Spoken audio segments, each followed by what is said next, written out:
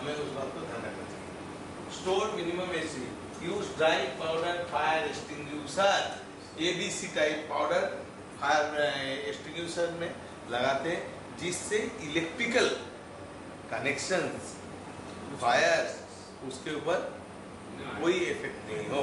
हम any type of liquid हम करेंगे तो वो हमारे ऊपर इफेक्ट करेगा, इलेक्ट्रिकल के ऊपर हमें उल्टा झटका मारेगा। तो नेक्स्ट लगाइए, cylinder handling and storage. AC cylinder handling and storage similar to LPG. LPG को हम जैसे करते हैं ऐसे ही हमें करना। Preferably store outside in a secure lock compound. आपका वर्कशॉप के अंदर ऑलवेज आपको सेफ जगह में और सेफ लॉक एंड की में रखना चाहिए, क्योंकि आपके दुश्मन उसके अंदर कुछ भी कर सकता है, इसलिए always it will be secure and lock compound. Protected from weather and direct सन।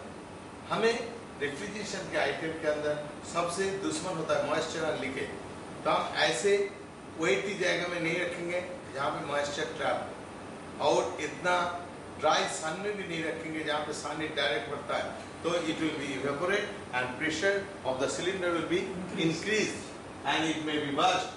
तो ये दो चीज को, with no ignition source, no smoking within 2 metre of the cylinder. इसका मतलब ऐसा है जब हम रोड साइड में इस गोडाउन को नहीं बना सकते, क्योंकि रोड से लोग सिगरेट पीते हुए जा सकते हैं, फायर रैली कर सकते हैं, तो इस वजह से हम रोड साइड में उसको रखना है। इसका मतलब हम जो भी बनाएंगे main road, side road, public road से नियर अबाउट 2 मीटर दूर पे अपना वॉल ऑफ द स्टोर को put up. Keep inside, ensure that it is stored at ground floor and above, but not in the basement. Basement में होने में, leakage होने पे वो नीचे ही रह जाएगा, तो इट इज डेंजरस। तो हमें ग्राउंड फ्लोर और अबव में अपना स्टोर बनाना चाहिए। Install flammable gas alarm next to the cylinder. एक आपका उस गोडाउन के अंदर एक गैस अलार्म भी लगा दीजिए, बाई चांस आया तो, क्योंकि एसी का एक अपना यह जो इसके अंदर कोई स्मेल नहीं होता। एलपीजी में स्मेल होता नहीं है, हम उसमें स्ट्रेंचेस डालते हैं जो हमें इजीली आइडेंटिफाई हो जाए, लेकिन एसी के अंदर हम स्ट्रेंचेस डाल ही नहीं सकते। डालेंगे तो क्या हो जाएगा ना, ये कॉन्टामिनेशन हो जाएगा और ये हमारा हेड प्रेशर बढ़ा देगा। इसलिए उस एसी को आइडेंटिफिकेशन के लिए हम सिर्फ जो है ये लगाते हैं। अपना घर में जो एलपीजी चेक करने आते हैं ना, वो क्या करता है, लगाने के बाद वो माचिस जल के देखता है। तो मैंने उनको बोला भाई ये तो बहुत रॉन्ग प्रोसेस है, माचिस पे आपका जो है आग पकड़ लिया तो क्या हालत होगा। मैं तो कहा नहीं साहब, हम लोग मैंने आपको किसी ने नहीं बताया, आपने तरीका निकाला है, आप इसको जो है वाटर में आप डुबा के दिखाइए। नहीं, मैंने कहा वाटर में आप डुबा के दिखाइए, तो फिर जो हमारे पास स्टॉप है, टॉप में वाटर में उल्टा करके हम दिखा के बोलते हैं इसमें। तो वो जो है प्रोसेस सब हम लोगों को जो है क्या है, गलत आदत को हम जल्दी पकड़ लेते हैं और उसको हम छोड़ते भी नहीं है। तो ये था हमारा एसी हैंडलिंग का complete and how to handle the AC. Next हम लोग पढ़ाएंगे एसी सर्विसिंग। देखिए, safe venting of AC. Safe venting of AC मतलब क्या है, जो हम जब भी काम करेंगे हमारे पास जो है एक रहेगा क्या, जब आएगा हम लोग पहले क्या करते थे, जब अपना चार्जिंग लाइन को तोड़ देते थे और जाने देते थे। तो हमारा HFC एंड CFC के लिए आज हम रिकवर करते हैं, और इसको भी हमें रिकवर करने की जरूरत नहीं है, बट आप उसको काटने से पहले, फायर जलाने से पहले आपको उसको सेफ बाहर वेंटिंग करना जरूरी है। सेफ बाहर वेंटिंग करने का मतलब है आप जहाँ पे सेफ वेंटिंग करेंगे जहाँ पे रोड साइड ना हो और आपके पास इलेक्ट्रिकल ट्रांसफार्मर्स ना हो। Removal of left over radiate by vacuum pump. अब उसके अंदर थोड़ा बहुत रह जाएगा जो आपका एटमॉस्फेरिक लेवल से बराबर आ जाता है, तो उसको हम वैक्यूम पंप से निकाल के बाहर फेंकेंगे। इसके बाद हम क्या करेंगे, उसको डिसमेंटल करेंगे, क्लीनिंग एंड फ्लशिंग, फिर रिपेयर करेंगे, फ्लैशिंग चोक टेस्टिंग करेंगे, leak detection, evacuation, vacuum holding and charging the refrigerant, sealing crossing tube and checking for proper operations.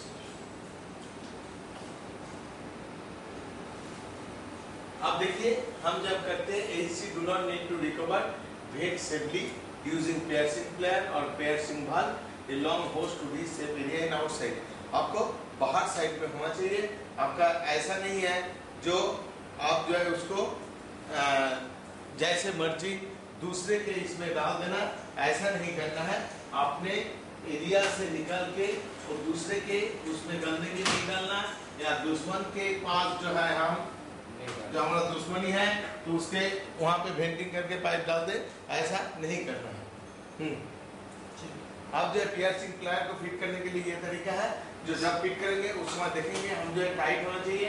ऊपर आपको दिखाई दे रहा है स्कैनर कनेक्शन, उसमें हम जो है जब होस लगाएंगे चार्जिंग होस, उसके अंदर का पिन इसके पिन को दबाएगा और गैस बाहर चला जाएगा। ट्यूब और लेट ओवर जो है आपको से पूरा जो है जितना बचा हुआ उसको हम निकल के वैक्यूम पंप से वो भी बाहर भेज देंगे। नेक्स्ट, आफ्टर इसके बाद डिब्रेजिंग करेंगे। डिब्रेजिंग करने के बाद ओल्ड जो है फिल्टर टैंक को फेंक देंगे और ड्राई नाइट्रोजन को हम ऑलवेज 2 स्टेज रेगुलेटर से ही इस्तेमाल करेंगे, क्योंकि ड्राई नाइट्रोजन की प्रेशर होता है 3500 to 4500।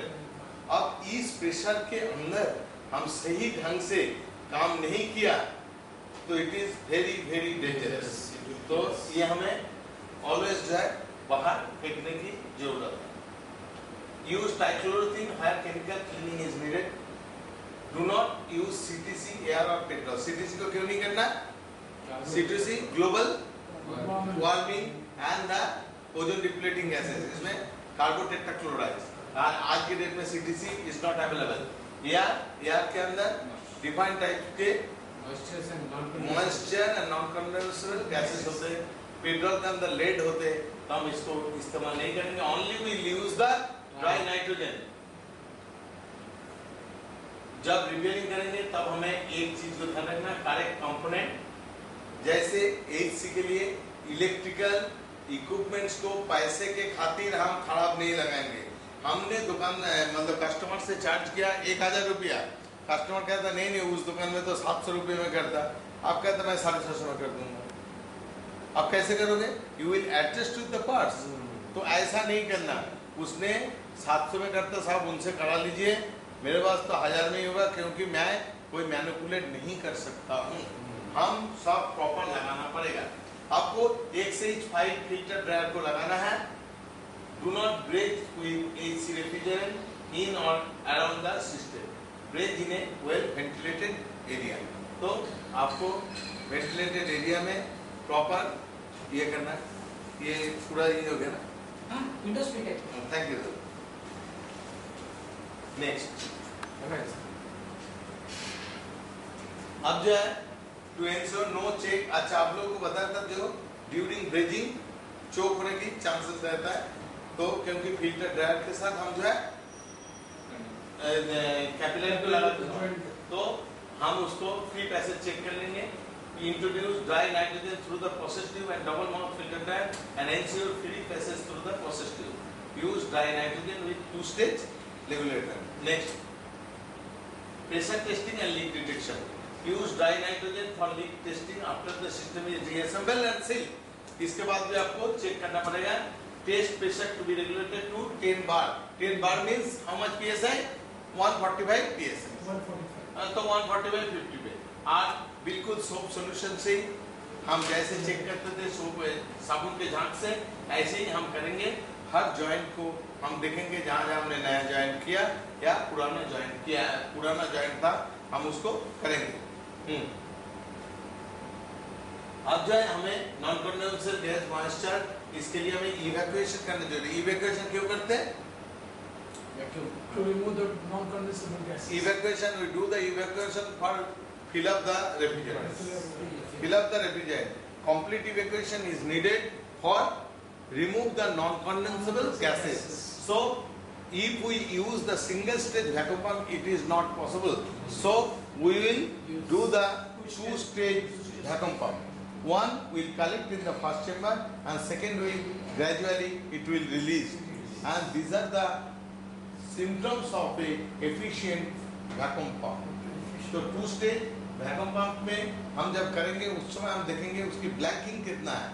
Eight first will check the blanking 20 to 50 microns Hg. Need micron gauge capable of reading pressure up to 5 to 5000 microns range. इसके बाद हम जो है इवैक्यूएशन करेंगे और इवैक्यूएशन के लिए अपना जो -30 इंच आना चाहिए वो तो आता नहीं है. हम जो है 500 माइक्रॉन्स तक उसको करते हैं. करने के बाद हम वैक्यूम होल्डिंग करना जरूरी है. वैक्यूम होल्डिंग करेंगे तो क्या होगा, अंदर में बचा हुआ गैस वो जो है फिर बाहर आएगा और वो डेवलप करेगा. उसको हम देखेंगे फिर again it means 5 to 10 minutes हम छोड़ देंगे. जो उसमें कितना डेवलप होना चाहिए, नॉट मोर देन 1500 माइक्रॉन. तो इसका मतलब नो लीकेज. इफ 1500 माइक्रॉन से ज्यादा हो जाता है it means leakage is there. So इसके बाद हम जो है इसको चार्ज करेंगे. किससे? बिल्कुल slowly gradually by weighing machine. हम ओजन करके ही चार्ज करेंगे. हम if the machine is carried 40 gram will charge the 40 gram only, not more than it. ठीक है ना. इस बात को आपको ध्यान रखना है क्योंकि स्मॉलर क्वांटिटी कम ज़्यादा से ये प्रेशर ज़्यादा बढ़ सकता है, कमजोर. नेक्स्ट ये एसी ब्लेंड है. देखिए ये बहुत अच्छा चीज दिखाया इन लोगों ने.